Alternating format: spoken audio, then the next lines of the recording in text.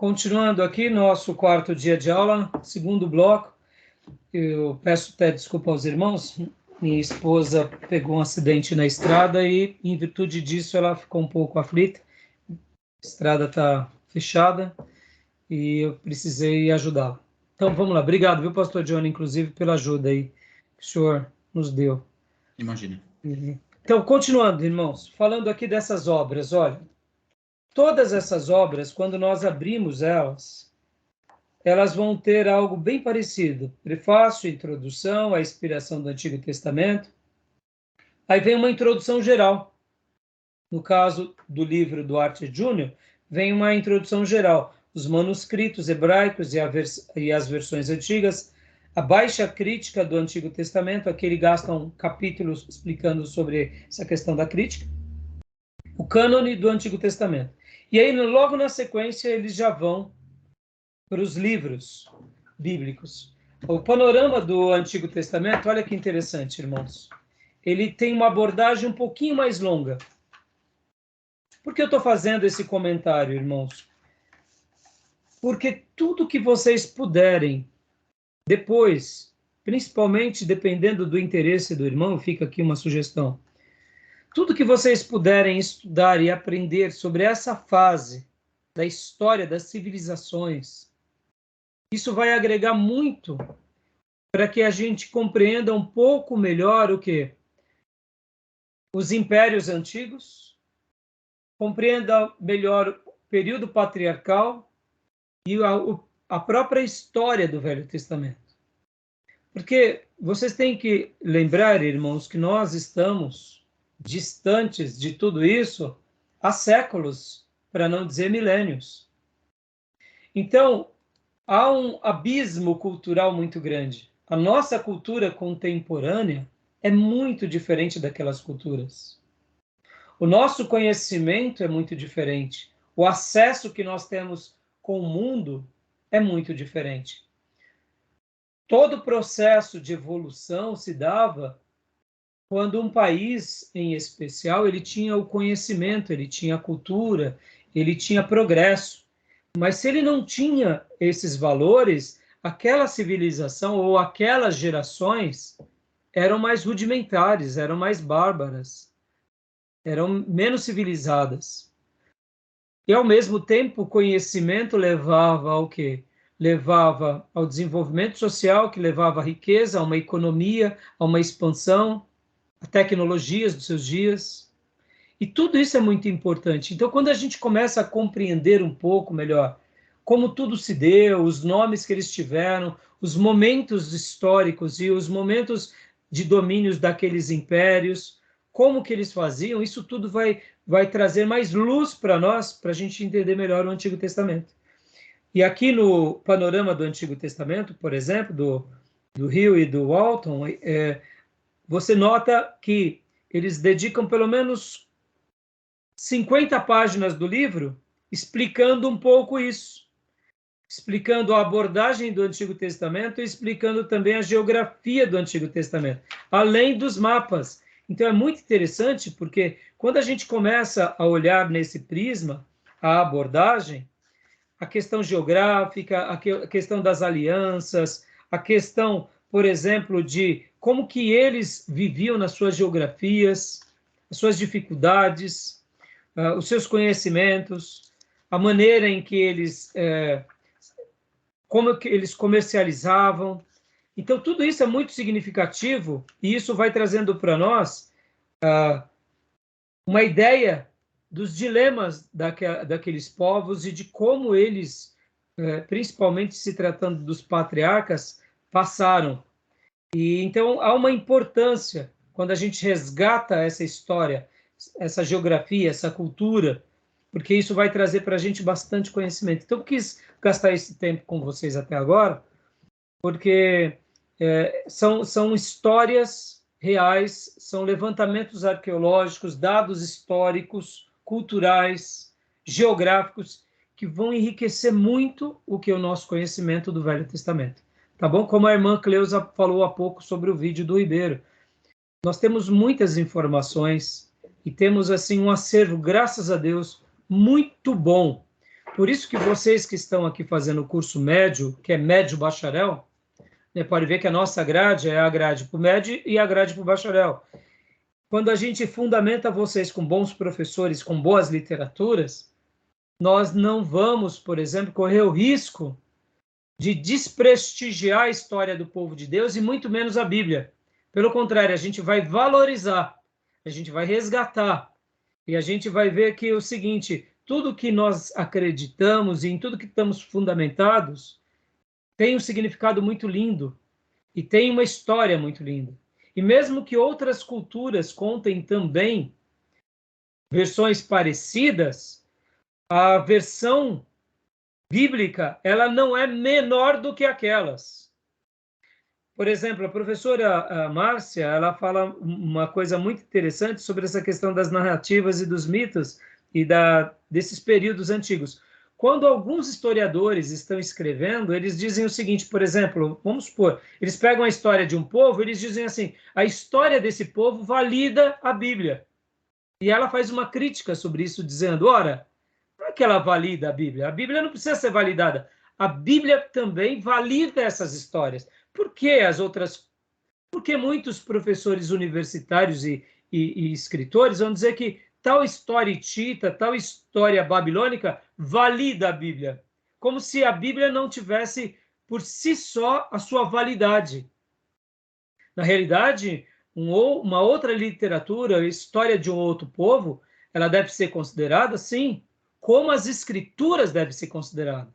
Em tese, as escrituras também validam essas outras culturas, porque se essas outras culturas registraram um dilúvio, não é essas outras culturas que têm mais valor que a Bíblia. A Bíblia também afirma essas outras culturas. Estão entendendo o que eu quero dizer? Olha como que a história mundial vai sendo montada e muitas vezes o povo de Deus sempre vai sendo colocado à margem. É colocado à margem a sua canonicidade, a sua veracidade. Sempre somos palco de críticas e nunca somos palco de afirmações. Por que tanta perseguição? Interessante, não? Então fica aqui essa fala para a gente ir agora para o slide de Gênesis. Tudo bem? Alguma dúvida, irmãos? Algum comentário que vocês queiram perguntar sobre alguma coisa que vocês têm lido? Eu quero que vocês tomem nota nos livros de vocês, nos slides, porque no momento da nossa aula temos essa interação em tempo real que a gente pode estar tentando esclarecer. E eu vou fazer o possível para esclarecer para vocês e sempre procurar responder a cada pergunta. Se eu não souber, eu vou tentar correr atrás, tá bom? Tudo bem, meus irmãos? Alguma pergunta, algum comentário? Não? Então tá bom. Então vamos lá para o nosso slide.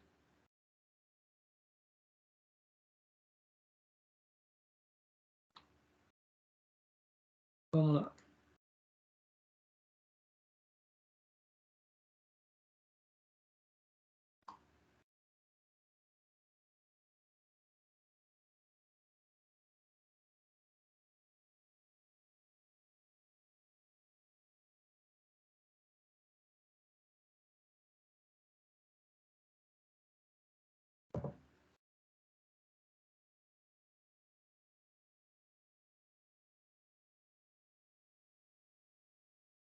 Introdução ao Antigo Testamento 1, Gênesis, ou Bereshit. Esse material foi criado pelo professor Raimundo Fabiano.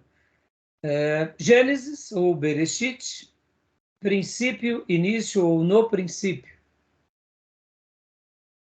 Também a gente tem esse nome, que seria o nome de Gênesis na Septuaginta, que aqui é em grego, origem, nascimento, criação, né? Que seria Gênesis também. Pode ler para nós, pastor Johnny. Agora, o livro de Gênesis, autor Moisés, tema do livro, a obra de Deus na criação e na origem da salvação, data de 1450 a 1410 a.C., versículo-chave Gênesis 1:1, 12 do 1 ao 2.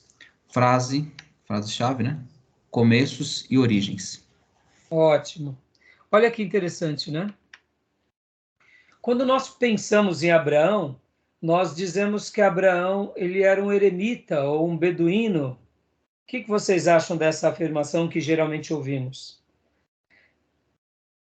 Abraão ele era um peregrino, ele vivia onde? Em tendas. Agora olha que interessante, irmãos. Abraão, ele não necessariamente vivia na cidade, mas ele margeava as cidades. Abraão ele estava em deslocamento, mesmo vivendo em Canaã. Podem ver que durante a sua estadia em Canaã, ele está numa região. Naquela região ele constrói altares, faz os seus sacrifícios a Deus, tem experiências com Deus, vai para uma outra região, vem a seca, vai para o Egito, volta, tem uma segunda seca, vai para o lugar, ele peregrina. Mas isso não significa que ele era simplesmente uma pessoa que vivia peregrinando sem uma direção. Ele sempre estava rodeando grandes civilizações, até porque ainda ele não era uma grande civilização. Ele tinha muitas posses, muitas riquezas, mas não era comparado a algumas cidades dos seus dias. A própria cidade da onde ele sai era uma cidade já bem desenvolvida.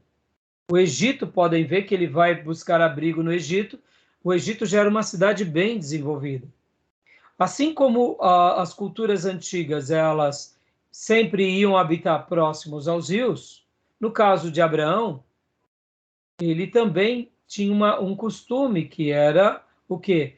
Ele tinha um hábito que era buscar alimento onde fosse mais fácil para ele, no caso, né? E para a família dele. Tudo bem? Até aí? Agora, olha que interessante, irmãos. Lembram? Por que Abraão fazia altares e os patriarcas tinham seus altares? Construíam seus altares, os seus lugares de adoração. O que vocês acham? Eu acredito que era uma forma de deixar uma memória, né? Não somente no lugar onde eles levantavam um altar para Deus, né? Mas para que ficasse como memória, para lembrança daquela ocasião, de algo que aconteceu naquele momento e eles tinham que oferecer algo ao Senhor para que isso fosse lembrado sempre. Seria uma forma de ser lembrado sempre aquele momento. Eu acredito que seja isso. E Deus permitiu eles criar altares, mesmo eles não tendo o dia, então, naqueles dias, ter os seus altares? O que vocês acham? Abraão, ele erguia altares, mas depois da conversão dele, né, que a família dele era idólatra, né, da onde ele veio tinha idolatria, mas quando Deus o chamou, ele tinha o hábito de levantar altares para Deus. Para Deus, joia. Então, guardem isso. No Velho Testamento, a maioria dos nossos irmãos na era patriarcal, eles tinham seus altares. No entanto, o que acontece? Esses altares não eram altares idólatras, tudo eram altares que eles dedicavam o seu culto a Deus. Por quê? Porque, de fato, até então, o templo não existia e também não existia o tabernáculo. Lembram disso? O tabernáculo ainda não existia. Então, o próprio Abraão edificou os altares, porque lembra que eu falei que o patriarca, ele era o responsável líder da família, mas ele era também o patriarca, o quê? Ele fazia aquela função de sacerdote de profeta. Então, como sacerdote e como profeta, o patriarca ele tinha essa incumbência do que de literalmente adorar a Deus, trazer a família para perto de Deus, fazer ali os seus votos a Deus, as suas ofertas. Então eles se sentiam à vontade de realizar isso, porque de fato, como líderes, eles precisavam demonstrar o seu culto, era o jeito deles cultuarem, era o jeito deles perpetuarem os lugares em que Deus tinha falado com eles. Então é muito interessante essa questão, porque quando a gente pensa um pouco nisso, a gente tem que fazer uma correlação na história, lembrando que não era errado isso. Não era errado Abraão fazer os seus altares, assim como Isaac fez os seus altares, e também nós vemos depois o próprio Jacó fazendo os seus altares. Então, alguma dúvida até aí ou não? Porque muitas vezes a gente faz algumas confusões. Você pode ver que muitas pessoas pegam, por exemplo, um período como esse, que é o período patriarcal, e começam a criar ali seus hábitos e fazer a sua leitura e totalmente sem pé e sem cabeça, né? Ô, pastor, Ah, eu acredito que esse já era um hábito do, dos descrentes, né, do povo pagão, erguer altares à, à idolatria e tal, mas em específico Abraão e as gerações depois dele tinham orientação de Deus para que isso fosse feito, assim, orientação específica, ou só foi somente um hábito que eles viram o povo pagão fazer e resolveram fazer para o Deus verdadeiro?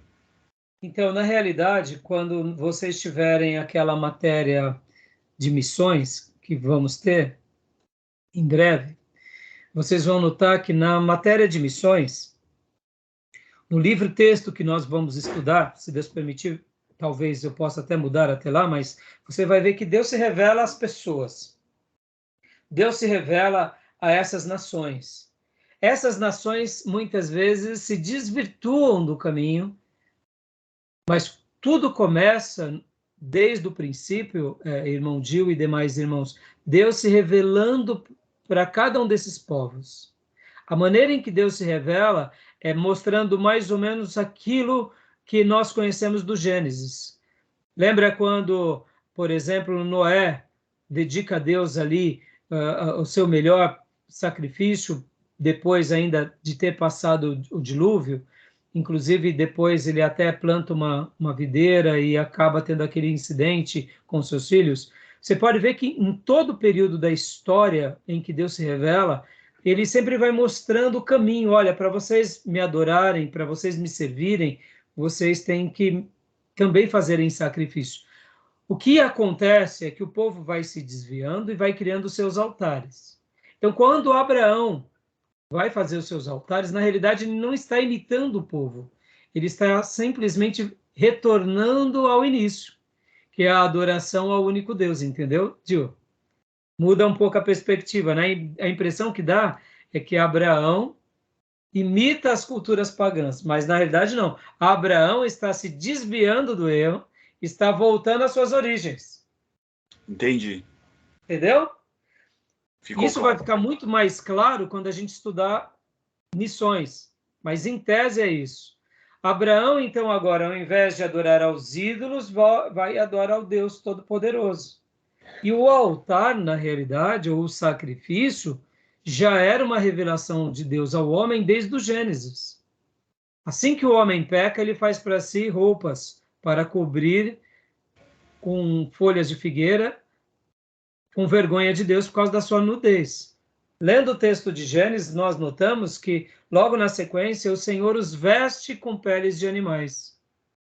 O texto não diz, mas nós subentendemos que o próprio Deus, para se comunicar com Adão e com Eva, ensinou o meio pelo qual agora eles se comunicariam com o Eterno, que é por meio do sangue e do sacrifício. Então, o próprio Deus, possivelmente, profeticamente, pegou um cordeiro, imolou, os vestiu com roupas de animais e fez ali o primeiro gesto de propiciação, perdoando eles, dizendo, olha, é por meio do sangue que agora vocês vão ter o acesso a mim.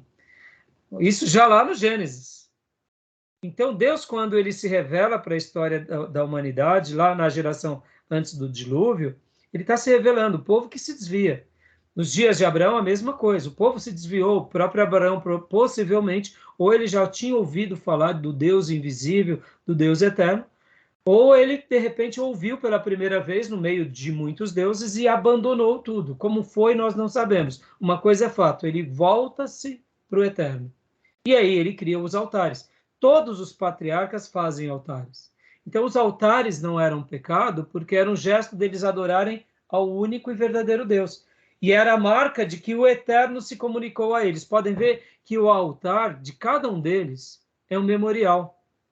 Um memorial de que Deus se manifestou. Deus se manifesta, Deus livra, Deus perdoa, Deus dá uma promessa, aí eles fazem um altar. Interessante, né? Era uma maneira de se perpetuar para suas gerações, dizendo, ó, Deus falou comigo. E foi nesse lugar. É um memorial. O que a igreja hoje é para nós? Um memorial. O que as escrituras são para nós? Um memorial. O que a ceia é para nós? Um memorial. Do quê? Da grande aliança.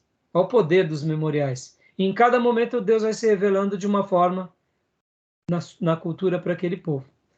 Irmãos, minha esposa mandou uma mensagem. Deixa eu só ouvir o que ela mandou. Só um segundinho, tá bom? Por favor.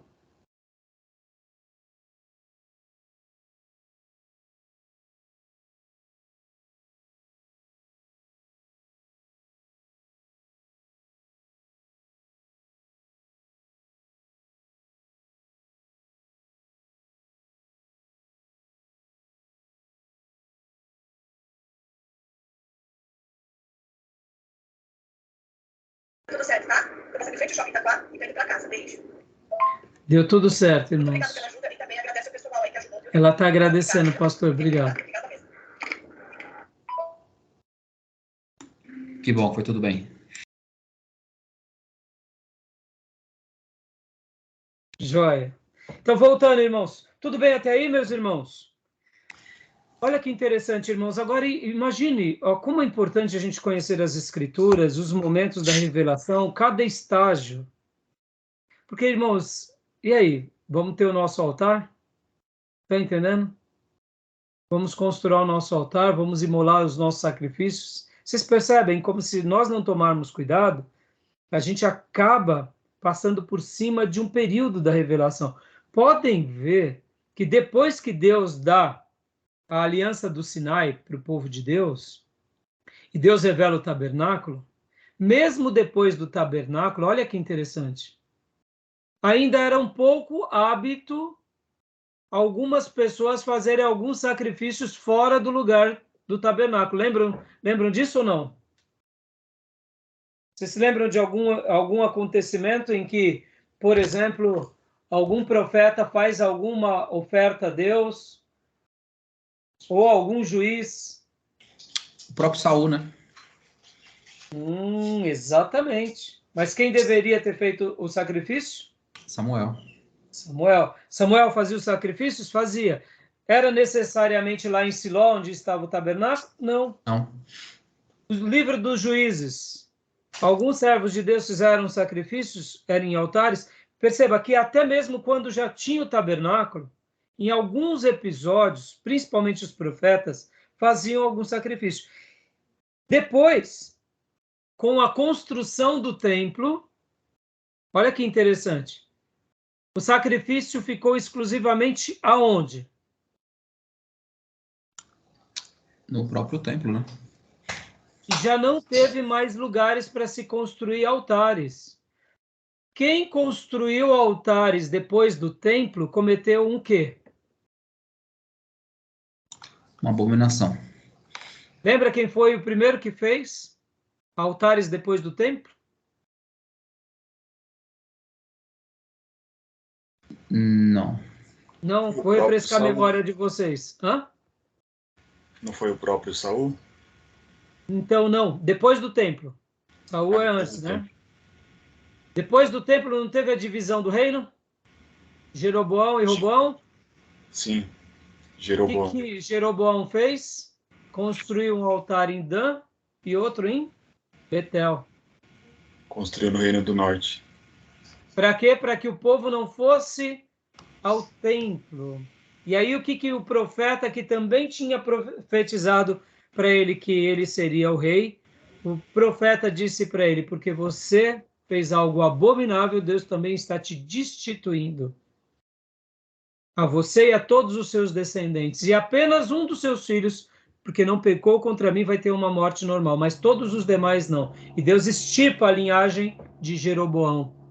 Por quê? Porque Jeroboão foi levantado por Deus para reinar no Reino do Norte, mas ele também se desvia, cria os altares, e pode ver que depois de Jeroboão, o que acontece, irmãos? Há o quê? uma adoração a ídolos de forma inflacionária. Olha como é interessante. Os ídolos geram em nós um desvio inflacionário. A pessoa ergue o primeiro ídolo não satisfaz, tem que ter um segundo, um terceiro e um quarto. Pode ver que isso foi acontecendo com os reis. Até quando chegam os dias de quem? De Acabe e Jezabel. Quando chegam os dias de Acabe e Jezabel, é como se eles estivessem no seu máximo de pecado e, para piorar, Jericó reerguida nos dias de Acabe. Como se fosse uma afronta ao próprio Deus que tinha destruído Jericó. Tanto é que o homem que reergue Jericó perde o filho dele quando lança os fundamentos e perde o outro filho quando estabelece as portas, como Josué tinha profetizado. Mas é nesse contexto de declínio que Deus levanta quem? Deus levanta os profetas. E aí vem, em 1 Reis, capítulo 17, a história de quem? De Elias. Eu estou pregando uma série de mensagens sobre o templo. E agora, em uma das mensagens, eu vou falar o seguinte, que nos livros de reis, os grandes líderes de Israel não eram os reis. Os grandes líderes de Israel eram os profetas. Ou os reis que se mantinham na profecia, ou também eram profetas. Pode ver que Davi, ele era um profeta. O próprio Salomão também era um profeta, tanto é que escreveu vários livros. Mas a história de Salomão como profeta, cumprindo a palavra de Deus, teve êxito. E depois que Salomão começa a adorar outros deuses, teve declínio. Então, no livro de Reis, os grandes líderes de Deus na nação não eram os reis, não era o monarca humano, era o monarca divino e Deus usando quem? Os seus vasos, os profetas. É interessante, né? Olhem nessa perspectiva. O livro de Reis está falando da monarquia, da história deles. Eles estão tendo expansões, conquistas, expandindo o seu reino, mas e daí? Aí Deus levanta os seus profetas e são os seus profetas que agora vão liderar aquela nação desviada e aqueles líderes desviados. E é assim que Deus vai marcando essa história do Velho Testamento. Pode ver, é interessante, né? É bem interessante, bem peculiar. Pode ver que a história se repete, irmãos.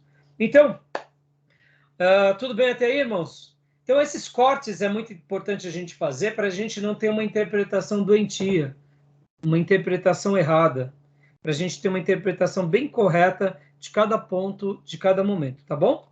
Tudo tranquilo até aí? Então, só recapitulando, né? Os patriarcas era uma organização familiar de produção, né? Era um clã. Eles eram seminômades, tá, meus irmãos? Era uma economia pastoril, mas eles não eram totalmente nômades. Por que seminômades? É aquilo que eu disse há pouco. Eles não eram nômades. Um nômade é aquele que fica peregrinando sem rumo. Eles tinham um rumo. Eles tinham um endereço. Era Canaã. Era aquela região, né? E lembrando que o membro mais velho do grupo tinha poderes políticos, religiosos e militares. Lembra quando Abraão vai guerrear buscando até o seu sobrinho Ló? Né? Então é bem interessante essa questão, né? Tá bom? Então, só para recordar isso, né? Eles faziam esse papel de sacerdotes e profetas da família, tá bom, meus irmãos? Agora vamos lá para o nosso slide, dando continuação.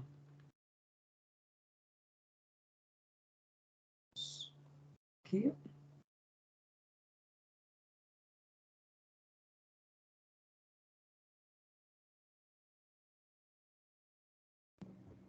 Continuando aqui. Tá me ouvindo, pastor? Opa! Deu uma travadinha aqui. Deu? E agora, voltou? Voltou. Tá, deve ser a internet. Então, vamos lá. Então, o livro de Gênesis, né? Ainda estamos aqui tratando sobre esse período patriarcal.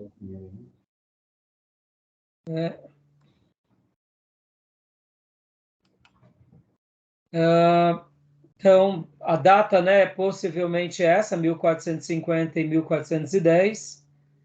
Ou melhor, desculpa, a data em que foi escrito, tá, irmãos? Deixa eu fazer uma explicação aqui, viu, irmãos?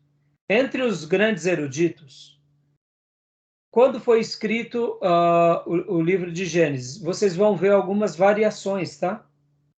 Vocês vão ver que alguns vão falar que foi entre 1450 e 1410, outros vão trazer 1200. Vocês vão ver algumas variações, tá? Não dá para a gente saber propriamente dito quando foi de fato a data, tá? Com certeza. A gente tem uma estimativa apenas. Tá bom? Tudo bem até aí? Beleza.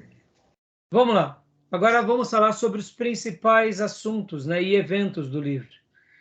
Leia para nós, irmã Cleusa. Dá para ler, irmã? Ou não? Tá ruim de ler?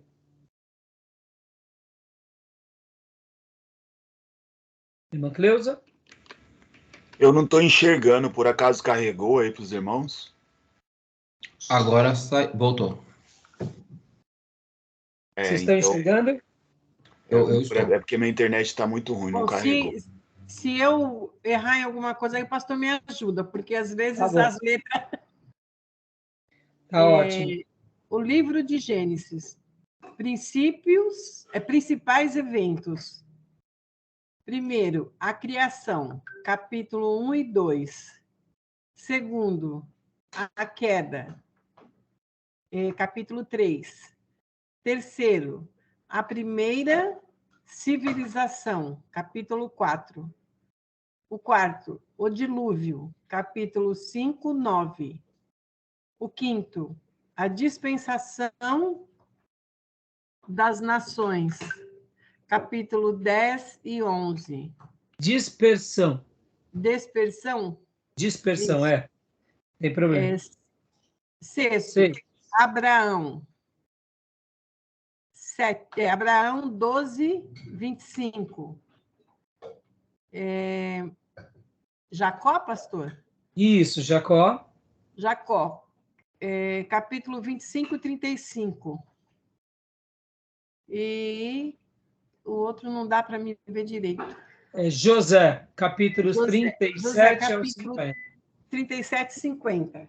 Então, aqui é um apanhado do livro, nenhuma novidade, né? Eu acho que todos vocês que já leram o livro relembram, mas essa é uma divisão, é como se fosse o índice. É importante, irmãos, quando nós lemos um livro da Bíblia, no Velho Testamento ou no Novo Testamento, que a gente tenha essa ideia geral do livro. Pode ver que aqui começa com a criação, a queda, a primeira civilização, dilúvio, a dispersão das nações, lembra a Torre de Babel? Abraão, Jacó e José. E olha que interessante. Então, o tema de Gênesis vai tratar desses assuntos da criação a José, que resume-se vários milênios, e em especial, quando vamos avaliar de uma forma mais objetiva, a gente nota que está ali por volta, vamos dizer assim, uma idade de Abraão até José, a gente tem praticamente 200 e poucos anos. Tudo bem até aí? Tranquilo até aí? Alguma Tudo dúvida, alguma explicação? Ok. Querem fazer algum comentário, alguma coisa? Não? Tá? Então, assim, só para a gente... No nosso livro-texto, vocês vão estar vendo tudo isso com mais detalhes, tá bom? Então, no livro-texto vai trazer com mais detalhes. Vamos lá, próximo slide. Cenário histórico. Então, agora, leia para nós, Gil. Consegue ler, Gil? Consigo. Cenário histórico. É provável que o livro de Gênesis tenha sido escrito por Moisés, num período subsequente à comissão divina, junto à sarça ardente, que fez dele um profeta de Deus. Ellison. A história de Gênesis começa com a criação do universo e do ser humano e termina com a morte de José, o último patriarca de Israel. Quando Ellison, que é um dos nossos livros-texto, começa a falar sobre essa questão subsequente à sua comissão divina, dando essa ideia de que logo depois que ele foi comissionado, que ele vai ali diante de Faraó, pede para libertar o povo. Agora, olha que interessante, né, irmãos? Quando nós estudamos o livro de Gênesis, né, nós notamos que Moisés escreve, e ele escreve tudo isso, possivelmente, é óbvio, depois da experiência que ele está tendo no Sinai, depois de receber as tábuas da aliança, porque ali Deus começa a falar para ele escrever. Então ele escreve a história da criação e ele vai tendo aquela iluminação, ou melhor, aquela revelação divina. Quem sabe também por transmissão oral? Sim, mas com certeza é uma inspiração divina, logo ali no Sinai. Então não é uma coisa desconexa, não foi assim do acaso, né? A gente vê que houve um comissionamento com Moisés. Nós acreditamos nessa hipótese, e Moisés, então, começa a registrar a história dos seus antepassados, e nada mais nobre do que registrar também a do seu patriarca. Tudo isso dirigido por Deus, guiado por Deus. Tá bom? Tudo bem até aí? Tranquilo? Alguma pergunta? Ô, pastor, Ah, aqui no comecinho do livro de Gênesis, eu até grifei uma frase aqui que foi muito interessante, foi que o Criador, ele não criou o pecado ou o mal, mas foi algo que surgiu dentro do coração, né, de Adão e Eva. Achei muito interessante por parte do autor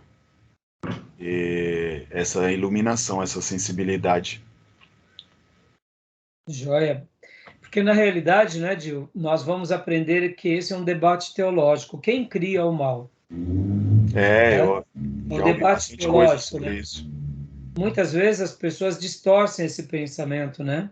Exato. Então, é muito legal quando a gente começa a fazer esses estudos, porque nós sabemos que Deus é um Deus de amor, é um Deus de justiça, é um Deus perfeito, é um Deus justo, é um Deus de bondade.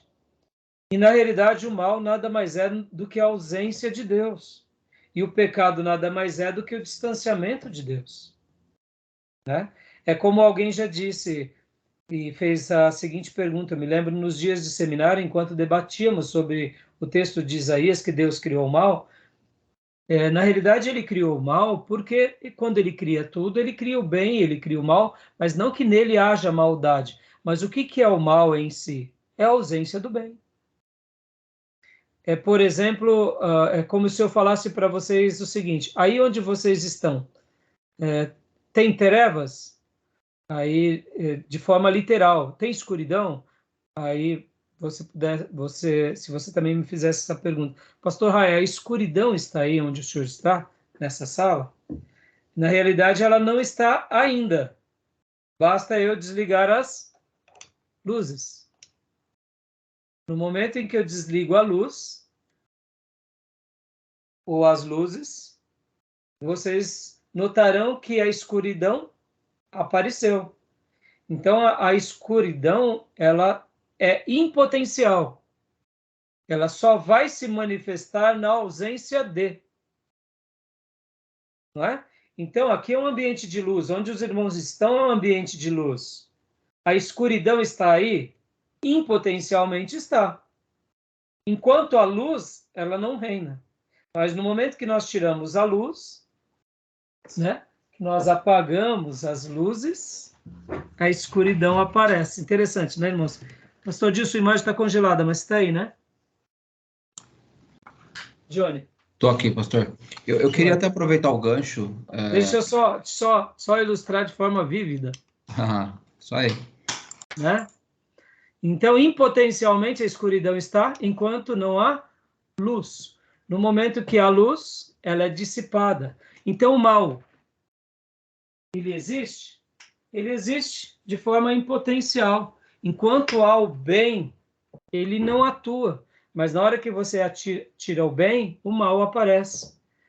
Isso é interessante, né? Então, né, Gil, você comentou algo agora sobre o autor. O pecado é a mesma coisa. No momento que nós nos afastamos de Deus e que escolhemos viver segundo os nossos ideais, aí sim o pecado aparece. né? A nossa independência. Pode ver que o pecado ele tem esse lado da independência humana, né? Nós nos tornamos independentes. Nós não precisamos de Deus e nem de ninguém. Nós precisamos somente de nós mesmos. Fala, Gil. Aliás, Pastor Johnny, você tinha falado alguma coisa? Desculpa. Não, sensacional. A ausência de Deus, literalmente. Mas aproveitando só do que foi lido a respeito da autoria de Moisés, e a gente percebe uma linha muito forte tentando contestar a autoria de Moisés. Hoje, inclusive, eu recebi uma mensagem do antigo grupo do seminário que eu participava, né?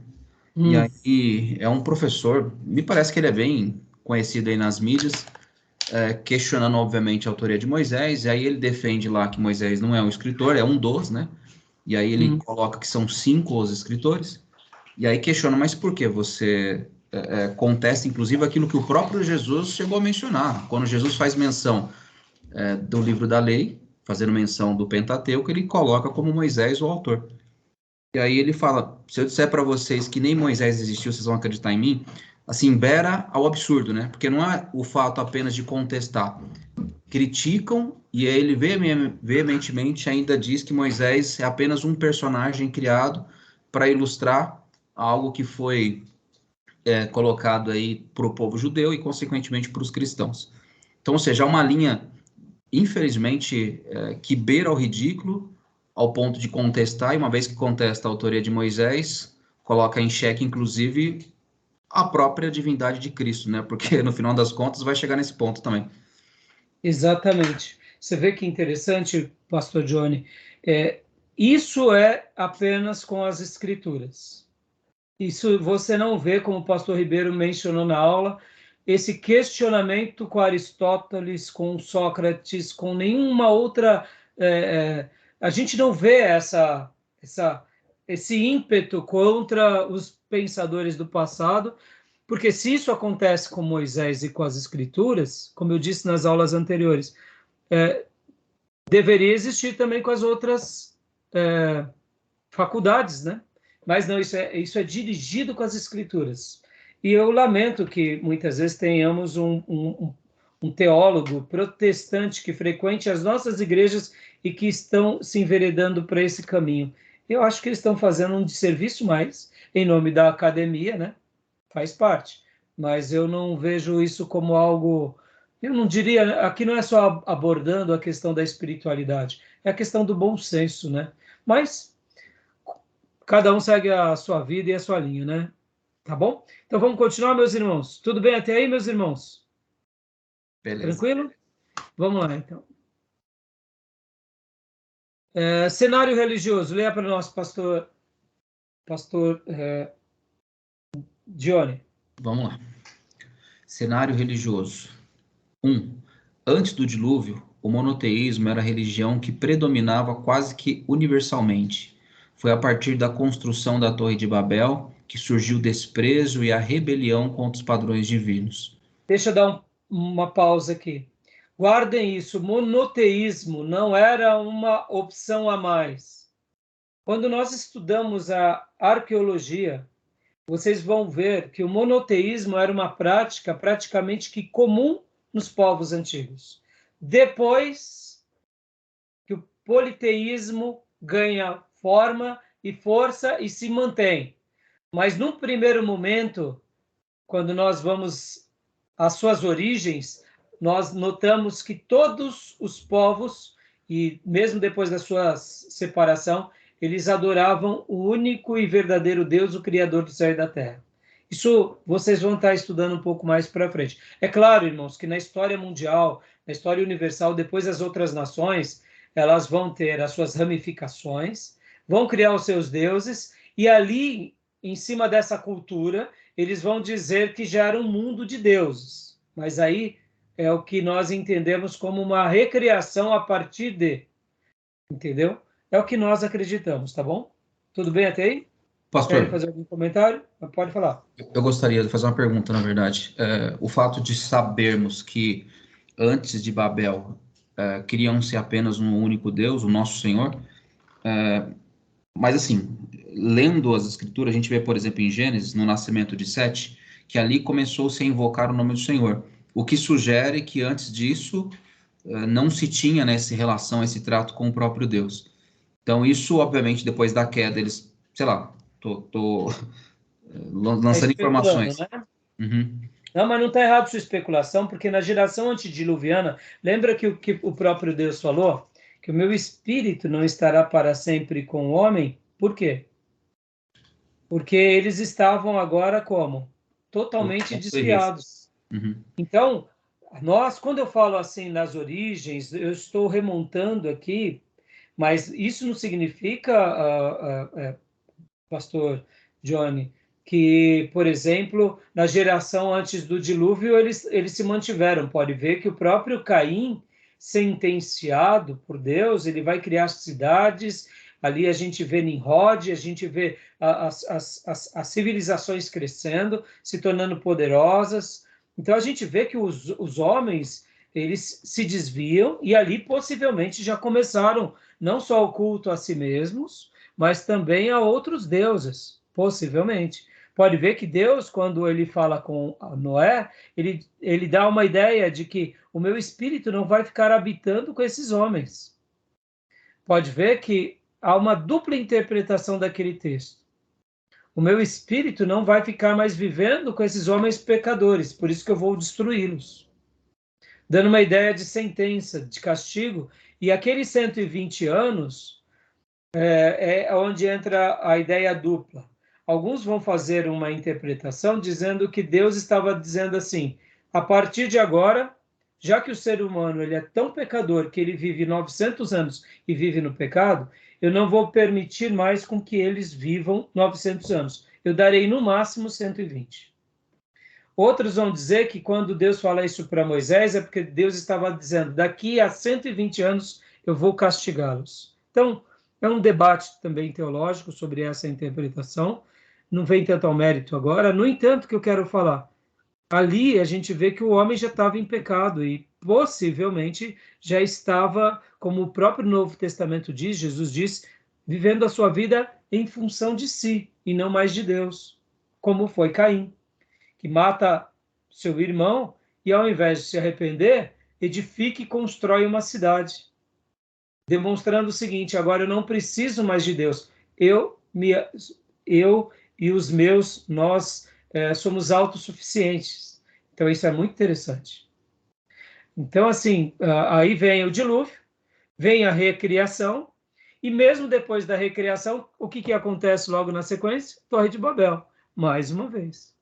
Então, quando se estuda a história, se vê lampejos de que as civilizações elas eram monoteístas. Algumas histórias de algumas religiões mostram que tudo veio de um único Deus. Por isso que se afirma que era monoteísta. Mas isso não significa, por exemplo, que eles se mantiveram monoteístas. Não, eles foram para o politeísmo. Tanto é que Babel é a grande demonstração, né? Eles querem construir uma torre para chegar aonde? Nos céus. E aí Deus destrói tudo. Então é bem interessante e peculiar esse assunto, porque quando a gente começa a fazer essa leitura de que eles se desviam, isso nos chama muita atenção, né? Mas não quer dizer que todos eles preservaram, entendeu? Não, pelo contrário. É como eu disse, quando nós vamos ler esses materiais, nós vemos que a maioria dessas religiões, elas vão trazer que tudo foi criado por um ser supremo. Ora, isso é o quê? Né? É monoteísmo. E aí ele cria outros deuses, e aí ele vai dizer, aí as suas culturas e as suas religiões vão criando os seus deuses e os seus mitos e os seus padrões religiosos, tá bom? Não sei se eu ajudei, se eu piorei, se eu esclareci. Ajudou, não tenho dúvida. Tá bom? Irmã Cleusa, tá dando para entender? Irmão Gil, tá dando para entender? Tudo bem? Sim, pastor, ok. Então tá bom. Irmã Cleusa, tudo bem? Tá bom. Então, pode continuar, pastor Johnny, ler esse slide. Opa, que a gente vai, na sequência, para a gravação. Legal. Cenário religioso, ponto 2. Os resultados do pecado no mundo causou afastamento, ruptura e deformação da raça humana. Exemplo, o dilúvio, onde apenas 8 foram preservados. Então, né, como a gente já conhece. Pode ler o 3? 3. Foi através da fé e da aliança entre Abraão e Deus que surgiu a promessa de redenção divina para a humanidade que outrora fora afetada pelo pecado. Abraão foi o recipiente da graça de Deus e de suas alianças. Essa palavra recipiente, que linda, né? Lindo mesmo. Ele foi esse, eu diria, esse vaso, né? Esse recipiente onde a graça abundou e ele deu espaço. E dali Deus o escolhe como um povo eleito, como uma nação sacerdotal. Tudo bem até aí, meus irmãos? Cenário religioso? Tranquilo? Alguma dúvida? Beleza. Então tá bom. Então, eu vou parar aqui a nossa gravação, tá bom? Tá bom? Vou parar.